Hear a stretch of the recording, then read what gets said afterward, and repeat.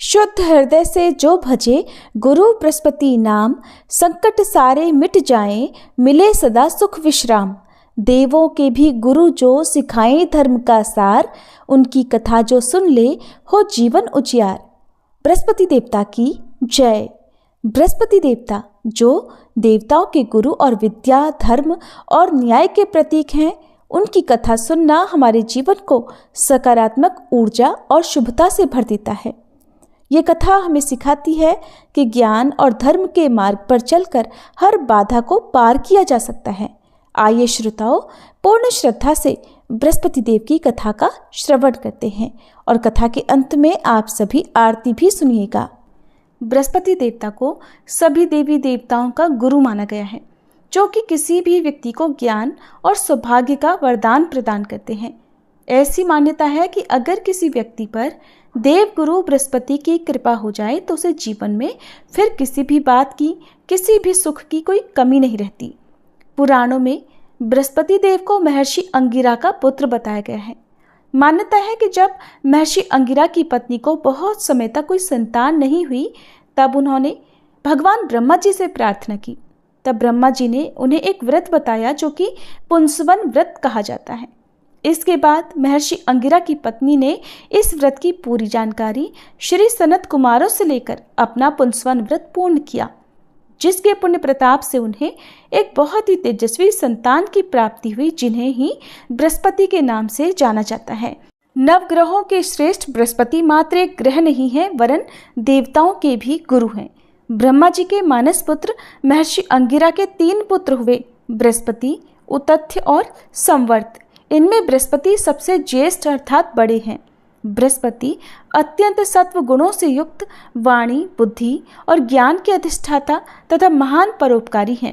बृहस्पति देव अपने एक रूप से देव पुरोहित के रूप में इंद्र सभा ब्रह्म सभा में विराजमान रहते हैं और दूसरे रूप से ग्रह के रूप में प्रतिष्ठित होकर नक्षत्र मंडल में विराजमान रहते हैं। बृहस्पति देव के देवताओं के गुरु बनने के पीछे एक अत्यंत सुंदर कथा स्कंद पुराण में वर्णित है, जिसके अनुसार एक समय देवगुरु बृहस्पति ने काशी में शिवलिंग की स्थापना कर घोर तपस्या की। तपस्या करते हुए 10,000 वर्ष बीत गए। तब महादेव उस शिवलिंग से प्रकट हुए और बृहस्पति जी से कहने लगे, मैं तुम्हारी तपस्या से प्रसन्न हूँ, अपना अभीष्ट वर मांगो। अपने सामने उन अत्यंत प्रकाशवान तेजोमय शिव को देखकर बृहस्पति उनकी स्तुति करने लगे कि हे जगन्नाथ, आप त्रिगुणातीत, जरा मरण से रहित, त्रिजगन्मय, भक्तों का उद्धार करने वाले और शरणागत वत्सल हैं। आपके दर्शनों से ही मैं कृतकृत्य हो गया हूँ, मेरी समस्त कामनाएं पूरी हो गई हैं, अतः अब कुछ भी अप्राप्त नहीं रह गया। बृहस्पति की ऐसी स्तुति सुनकर महादेव ने और भी अधिक प्रसन्न होकर उन्हें अनेक वर दिए और कहा, हे अंगिरस, तुमने बृहत अर्थात बड़ा तप किया है, इसलिए तुम इंद्रादि देवों के पालक तथा ग्रहों में पूज्य हो जाओगे और तुम्हारा नाम बृहस्पति होगा। महादेव ने आगे कहा, हे ग्रहाधीश, तुम बड़े वक्ता और विद्वान हो, इसलिए तुम्हारा नाम वाचस्पति भी होगा। जो प्राणी तुम्हारे द्वारा स्थापित इस बृहस्पतिश्वर लिंग की आराधना करेगा और तुम्हारे द्वारा की गई स्तुति का पाठ करेगा, उसे मनोवांछित फल प्राप्त होगा तथा ग्रह जनित कोई अन्य बाधा उसे पीड़ित नहीं करेगी। इतना कहकर महादेव ने सभी देवताओं को बुलाकर बृहस्पति जी को देवाचार्य तथा देवगुरु के पद पर प्रतिष्ठित कर दिया। बृहस्पतिवार व्रत की पौराणिक कथा के अनुसार प्राचीन समय की बात है। भारतवर्ष में एक राजा राज्य करता था। वह बड़ा प्रतापी और दानी था। वह नित्य प्रति मंदिर में भगवान के दर्शन करने जाता था। वह ब्राह्मण और गुरु की सेवा किया करता था। उसके द्वार से कोई भी याचक निराश होकर नहीं लौटता था। वह प्रत्येक गुरुवार को व्रत रखता और पूजन करता था। हर दिन गरीबों की सहायता करता था, परंतु ये सब बातें उसकी रानी को अच्छी नहीं लगती थी। वो न तो व्रत करती, न ही किसी को एक भी पैसा दान में देती थी और राजा से भी ऐसा करने को मना किया करती थी। एक समय की बात है कि राजा शिकार खेलने वन को चले गए थे। घर पर रानी और दासी थी। उसी समय गुरु बृहस्पति साधु का रूप धारण करके राजा के दरवाजे पर भिक्षा मांगने आए। साधु ने रानी से भिक्षा मांगी तो वह कहने लगी, हे साधु महाराज, मैं इस दान और पुण्य से तंग आ गई हूँ। इस कार्य के लिए तो मेरे पतिदेव ही बहुत हैं।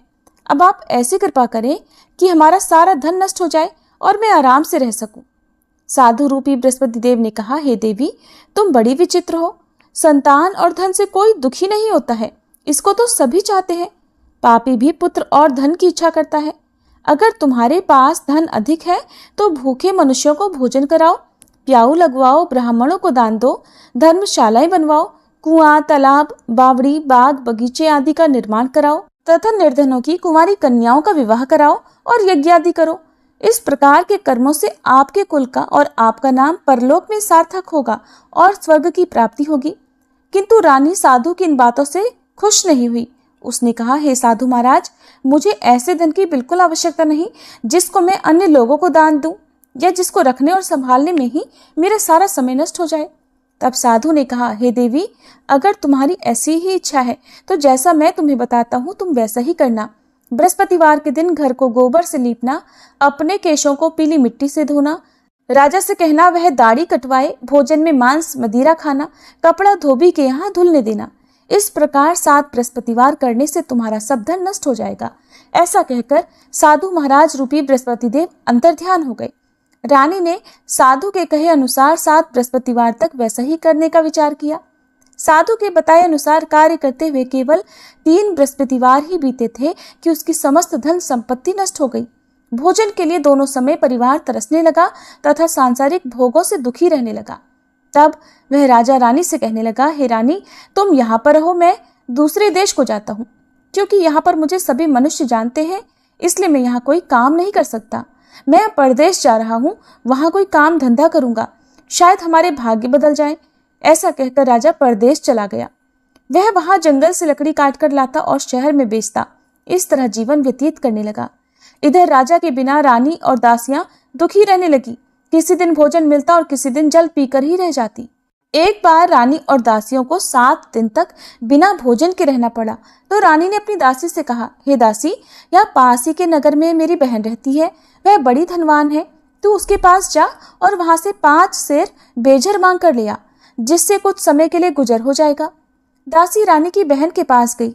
रानी की बहन उस समय पूजा कर रही थी। दासी ने रानी की बहन से कहा, हे रानी, मुझे आपकी बहन ने भेजा है, मुझे 5 सेर बेझर दे दो। दासी ने ये बात अनेक बार कही, परंतु रानी की बहन ने कोई उत्तर नहीं दिया, क्योंकि उस समय वह बृहस्पतिवार की कथा सुन रही थी। जब दासी को रानी की बहन से कोई उत्तर नहीं मिला तो वह बहुत दुखी हुई। उसे क्रोध भी आया। वह लौटकर रानी से बोली, हे रानी, आपकी बहन तो बहुत ही घमंडी है, वह तो छोटे लोगों से बात भी नहीं करती। मैंने उससे बहुत बार कहा, लेकिन उसने कोई उत्तर नहीं दिया।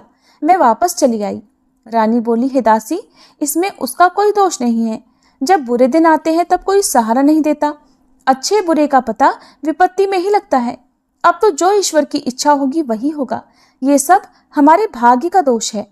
उधर रानी की बहन ने सोचा कि मेरी बहन की दासी आई थी, परंतु मैं उससे नहीं बोली, इससे वह बहुत दुखी हुई होगी। अतः कथा सुनकर और विष्णु भगवान का पूजन समाप्त कर वह अपनी बहन के घर आई और कहने लगी, हे बहन, मैं बृहस्पतिवार का व्रत कर रही थी, तुम्हारी दासी हमारे घर गई थी, परंतु जब तक कथा होती है तब तक हम लोग न उठते हैं और न बोलते हैं, इसलिए मैं नहीं बोली। कहो दासी क्यों गई थी? रानी बोली, बहन, हमारे घर अनाज नहीं था। वैसे तुमसे कोई बात छिपी नहीं है, इस कारण मैंने दासी को तुम्हारे पास 5 सेर बेझर लेने के लिए भेजा था। रानी की बहन बोली, बहन देखो, बृहस्पति भगवान सबकी मनोकामनाएं पूर्ण करते हैं। देखो, शायद तुम्हारे घर में अनाज रखा हो। ये सुनकर दासी घर के अंदर गई तो वहां उसे एक घड़ा बेझर का मिल गया। उसे बड़ी हैरानी हुई, क्योंकि उसने एक एक बर्तन देख लिया था। उसने बाहर आकर रानी को बताया। दासी अपनी रानी से कहने लगी, हे रानी, देखो, वैसे हमको जब अन्न नहीं मिलता तब हम रोज व्रत ही तो करते हैं। अगर इनसे व्रत की विधि और कथा पूछ ली जाए तो उसे हम भी किया करेंगे। दासी के कहने पर रानी ने अपनी बहन से बृहस्पतिवार व्रत के बारे में पूछा। उसकी बहन ने बताया, हे रानी बहन, बृहस्पतिवार को सूर्योदय से पहले उठकर स्नान करके बृहस्पतिवार का व्रत करना चाहिए, लेकिन उस दिन सिर नहीं धोना चाहिए। बृहस्पतिवार के व्रत में चने की दाल और मुनक्का से विष्णु भगवान का केले के वृक्ष की जड़ में पूजन करें तथा दीपक जलावे। उस दिन एक ही समय भोजन करें। भोजन पीले खाद्य पदार्थ का करें और कथा सुने। इस प्रकार करने से गुरु भगवान प्रसन्न होते हैं, अन्न पुत्र धन देते हैं, मनोकामना पूर्ण करते हैं। व्रत और पूजन की विधि बताकर रानी की बहन अपने घर लौट गई। रानी और दासी दोनों ने निश्चय किया कि बृहस्पति देव भगवान का पूजन जरूर करेंगे। 7 दिन बाद जब बृहस्पतिवार आया तो उन्होंने व्रत रखा। घुड़साल में जाकर चना और गुड़ बीन लाई तथा उसकी दाल से केले की जड़ तथा विष्णु भगवान का पूजन किया। अब पीला भोजन कहाँ से आए? दोनों बड़ी दुखी हुई, परंतु उन्होंने व्रत किया था, इस कारण बृहस्पति देव भगवान प्रसन्न थे। एक साधारण व्यक्ति के रूप में वे 2 थालों में सुंदर पीला भोजन लेकर आए और दासी को देकर बोले, हे दासी, ये भोजन तुम्हारे और रानी के लिए है, तुम दोनों कर लेना। दासी भोजन पाकर बहुत प्रसन्न हुई और रानी से बोली, रानी जी भोजन कर लो। रानी को भोजन आने के बारे में कुछ नहीं पता था, इसलिए वह दासी से बोली, जा तू ही भोजन कर, क्यों तू व्यर्थ में हमारी हंसी उड़ाती है। तब दासी बोली, रानी, एक व्यक्ति भोजन दे गया है। तब रानी कहने लगी, वो भोजन तेरे लिए ही देकर गया है, तू ही भोजन कर। दासी ने कहा, वह व्यक्ति हम दोनों के लिए 2 थालों में भोजन देकर गया है, इसलिए मैं और आप दोनों ही साथ साथ भोजन करेंगे। फिर दोनों ने गुरु भगवान को नमस्कार कर भोजन किया। उसके बाद से वे प्रत्येक बृहस्पतिवार को गुरु भगवान का व्रत और पूजन करने लगी। बृहस्पति भगवान की कृपा से उनके पास धन हो गया, परंतु रानी फिर पहले की तरह से आलस्य करने लगी। तब दासी बोली, देखो रानी, तुम पहले भी इसी प्रकार आलस्य करती थी, तुम्हें धन रखने में कष्ट होता था, इस कारण सभी धन नष्ट हो गया। अब गुरु भगवान की कृपा से धन मिला है तो तुम्हें फिर आलस्य होता है। बड़ी मुसीबतों के बाद हमने ये धन पाया है, इसलिए हमें दान पुण्य करना चाहिए।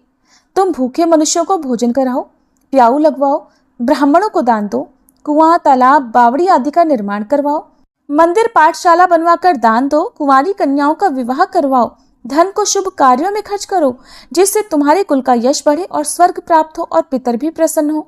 दासी की बात मानकर रानी ने इसी प्रकार के कर्म करने प्रारंभ कर दिए, जिससे उनका काफी यश फैलने लगा।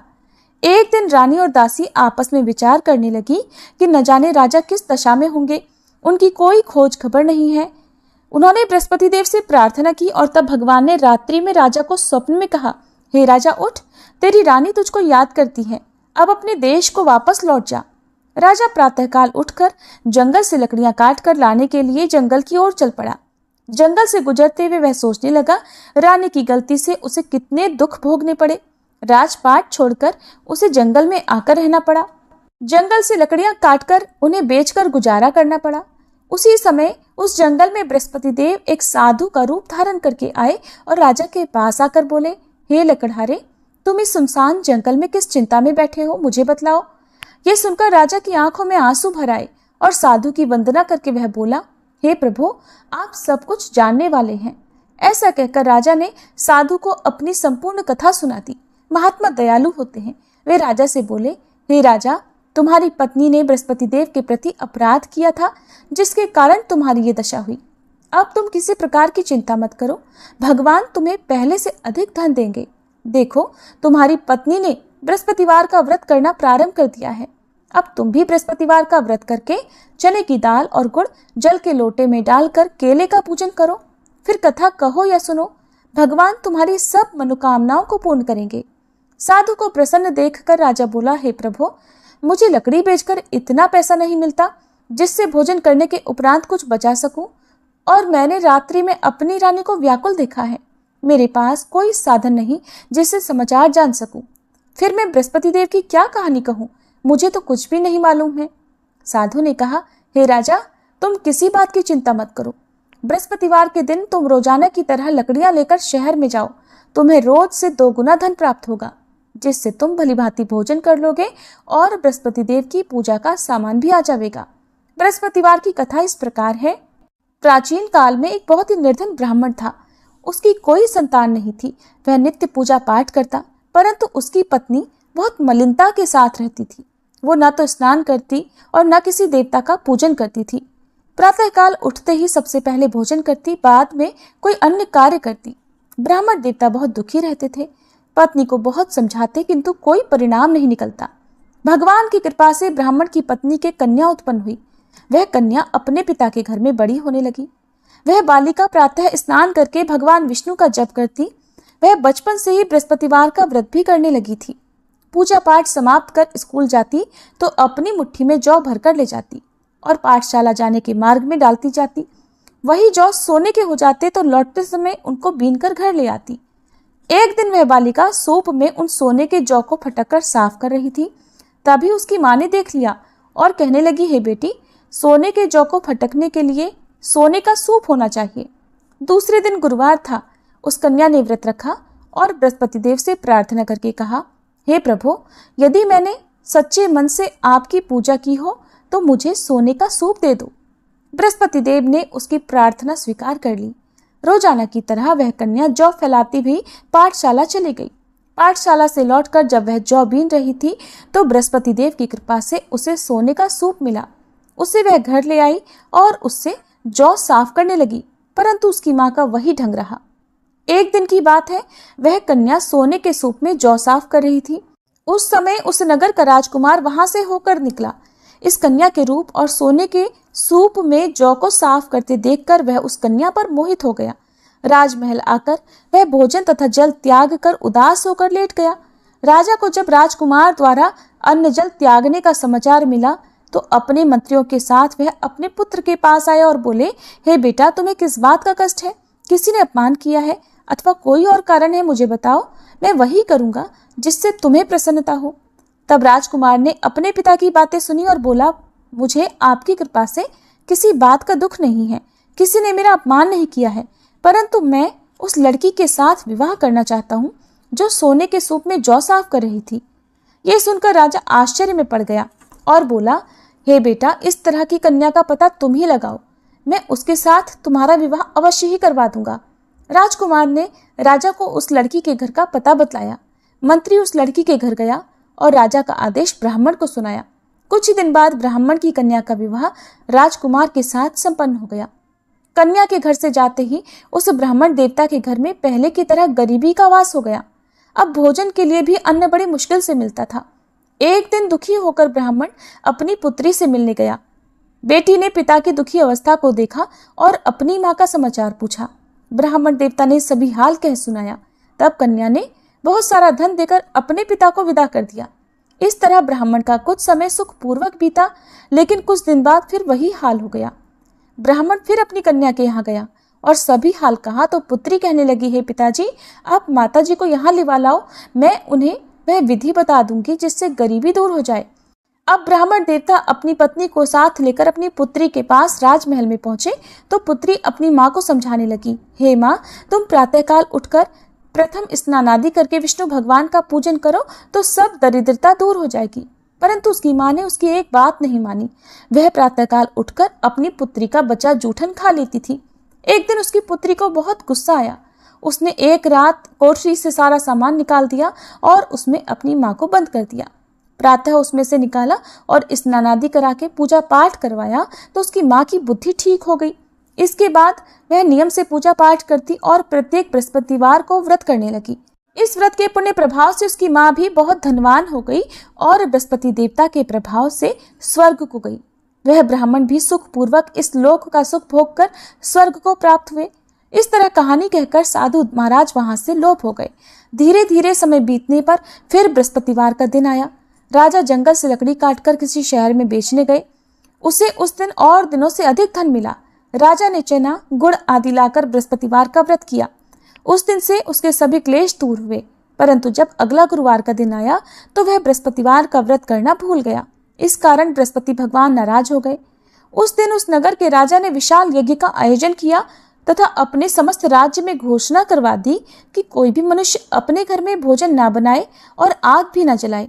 समस्त जनता मेरे यहाँ भोजन करने आए। इस आज्ञा को जो न मानेगा उसको फांसी की सजा दी जाएगी। राजा की आज्ञा अनुसार राज्य के सभी निवासी राजा के भोज में सम्मिलित हुए, लेकिन लकड़हारा कुछ देर से पहुंचा, इसलिए राजा उसको अपने साथ महल में ले गए। जब राजा लकड़हारे को भोजन करा रहे थे तो रानी की दृष्टि उस खूंटी पर पड़ी जिस पर उसका हार लटका हुआ था। उसे हार खूंटी पर लटका दिखाई नहीं दिया। रानी को निश्चय हो गया कि मेरा हार उस लकड़हारे ने चुरा लिया है। उसी समय सैनिक बुलवाकर उसको कैद खाने में डलवा दिया। जब लकड़हारा कारागार में पड़ गया तो बहुत दुखी होकर विचार करने लगा कि न जाने कौन से पूर्व जन्म के कर्म से मुझे ये दुख प्राप्त हुआ है, और उसी साधु को याद करने लगा जो जंगल में मिला था। तत्काल बृहस्पति देव साधु के रूप में प्रकट हो गए और उसकी दशा को देखकर कहने लगे, अरे मूर्ख, तूने बृहस्पति देवता की कथा नहीं की, इस कारण तुझे दुख प्राप्त हुआ है। अब चिंता मत कर, बृहस्पतिवार के दिन कारागार के दरवाजे पर 4 पैसे पड़े मिलेंगे, उनसे तू बृहस्पति देव की पूजा करना तो तेरे सभी कष्ट दूर हो जाएंगे। अगले बृहस्पतिवार उसे कारागार के द्वार पर 4 पैसे पड़े मिले। राजा ने पूजा का सामान मंगवाकर कथा कही और प्रसाद बांटा। उसी रात्रि को बृहस्पति देव ने उस नगर के राजा को स्वप्न में कहा, हे राजा, तूने जिस आदमी को कारागार में बंद करा दिया है वह निर्दोष है, वह राजा है, उसे छोड़ देना। रानी का हार उसी खूंटी पर लटका हुआ है। अगर तू ऐसा नहीं करेगा तो मैं तेरे राज्य को नष्ट कर दूंगा। राजा प्रातःकाल उठा और खूंटी पर हार टंगा देखकर लकड़हारे को बुलाकर क्षमा मांगी तथा राजा के योग्य सुंदर वस्त्र आभूषण भेंट कर उसे विदा किया। गुरुदेव की आज्ञा अनुसार राजा अब अपने नगर को चल दिया। राजा जब नगर के निकट पहुंचा तो उसे बड़ा ही आश्चर्य हुआ। नगर में पहले से अधिक बाग, तालाब और कुएं तथा बहुत सी धर्मशाला, मंदिर आदि बने हुए हैं। राजा ने पूछा कि ये किसका बाग और धर्मशाला है? तब नगर के सब लोग कहने लगे, ये सब रानी और दासी द्वारा बनवाए गए हैं। राजा को आश्चर्य हुआ और गुस्सा भी आया। जब रानी ने खबर सुनी कि राजा आ रहे हैं तो उसने अपनी दासी से कहा, हे दासी, देख, राजा हमको कितनी बुरी हालत में छोड़ गए थे, वह हमारी ऐसी हालत देख कर लौट ना जाए, इसलिए तो दरवाजे पर खड़ी हो जा। रानी की आज्ञा अनुसार दासी दरवाजे पर खड़ी हो गई। जब राजा आए तो उन्हें अपने साथ महल में लिवा लाई। तब राजा ने क्रोध करके अपनी तलवार निकाली और पूछने लगा, बताओ, ये धन तुम्हें कैसे प्राप्त हुआ है? तब रानी ने बताया, हमें ये सब धन बृहस्पति देव के व्रत के प्रभाव से प्राप्त हुआ है। राजा ने तब निश्चय किया कि 7 रोज बाद तो सभी बृहस्पति देव का पूजन करते हैं, परंतु मैं रोजाना दिन में 3 बार कथा कहा करूंगा तथा रोज व्रत किया करूंगा। अब हर समय राजा के दुपट्टे में चने की दाल बंधी रहती तथा दिन में 3 बार वह कथा कहता। एक दिन राजा ने विचार किया कि चलो अपनी बहन के यहाँ हो आवे। इस तरह का निश्चय कर राजा घोड़े पर सवार होकर अपनी बहन के यहाँ चल पड़ा। रास्ते में उसने देखा कि कुछ आदमी एक मुर्दे को लिए जा रहे हैं। उन्हें रोककर राजा कहने लगा, अरे भाइयों, मेरी बृहस्पतिवार की कथा सुन लो। वे बोले, लो, हमारा तो आदमी मर गया है, इसको अपनी कथा की पड़ी है। परंतु कुछ आदमी बोले, अच्छा कहो, हम तुम्हारी कथा भी सुनेंगे। राजा ने दाल निकाली और कथा कहनी शुरू कर दी। जब कथा आधी हुई तो वह मुर्दा हिलने लगा और जब कथा समाप्त हुई तो राम राम करके वह मनुष्य खड़ा हो गया। राजा आगे बढ़ा, उसे चलते चलते शाम हो गई। आगे मार्ग में उसे किसान खेत में हल चलाता मिला। राजा उससे बोला, अरे भैया, तुम मेरी बृहस्पतिवार की कथा सुन लो। किसान बोला, जब तक मैं तेरी कथा सुनूंगा तब तक 4 हरैया जोत लूंगा, जा अपनी कथा किसी और को सुनाना। राजा आगे चलने लगा। राजा के हटते ही बैल पछाड़ खाकर गिर गए तथा किसान के पेट में बहुत जोर से दर्द होने लगा।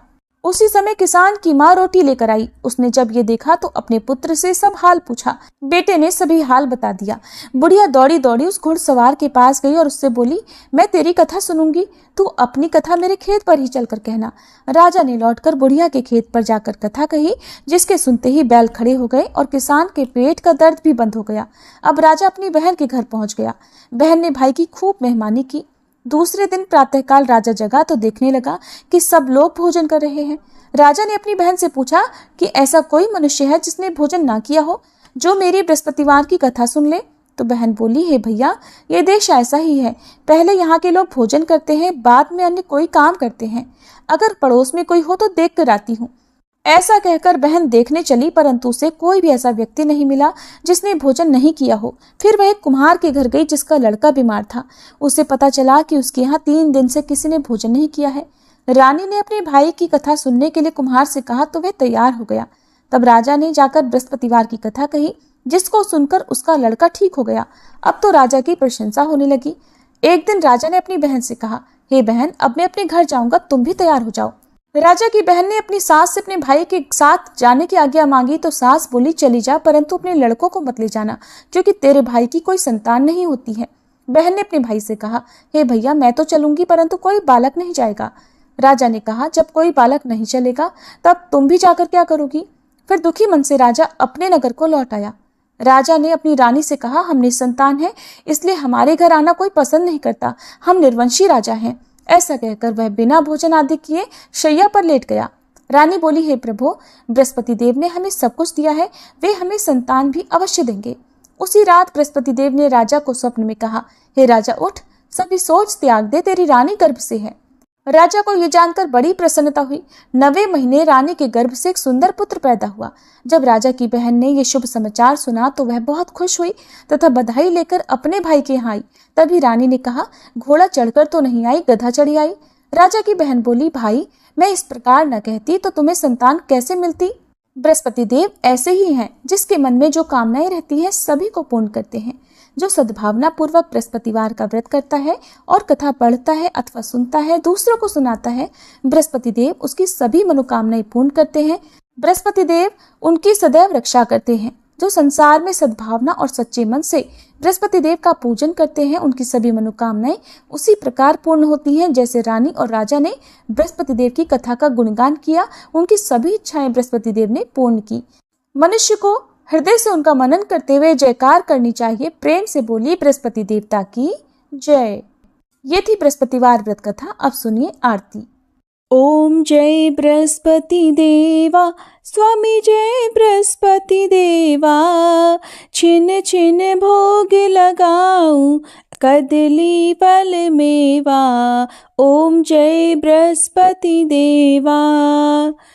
तुम पूर्ण परमात्मा, तुम अंतर्यामी, स्वामी तुम अंतर्यामी। जगत पिता जगदीश्वर, जगत पिता जगदीश्वर, तुम सबके स्वामी। ओम जय बृहस्पति देवा। चरणामृत निज निर्मल, सब पातक हरता, स्वामी सब पातक हरता। सकल मनोरथ दायक, सकल मनोरथ दायक, कृपा करो भरता। ओम जय बृहस्पति देवा। तन मन धन अर्पण कर, जो जन शरण पड़े, स्वामी जो जन शरण पड़े। प्रभु प्रकट तब होकर, प्रभु प्रकट तब होकर, आकर द्वार खड़े। ओम जय बृहस्पति देवा। दीन दयाल दयानिधि, भक्तन हितकारी, स्वामी भक्तन हितकारी। पाप दोष सब हरता, पाप दोष सब हरता, भव बंधन हारी। ओम जय बृहस्पति देवा। सकल मनोरथ दायक, सब संशय तारो, स्वामी सब संशय तारो। विषय विकार मिटाओ, विषय विकार मिटाओ, संतन सुखकारी। ओम जय बृहस्पति देवा। जो कोई आरती तेरी प्रेम सहित गावे, स्वामी प्रेम सहित गावे। ज्येष्ठानंद बंद सो सो निश्चय पावे। ओम जय बृहस्पति देवा। ओम जय बृहस्पति देवा, स्वामी जय बृहस्पति देवा। छिन छिन भोग लगाऊं, कदली फल मेवा। ओम जय बृहस्पति देवा।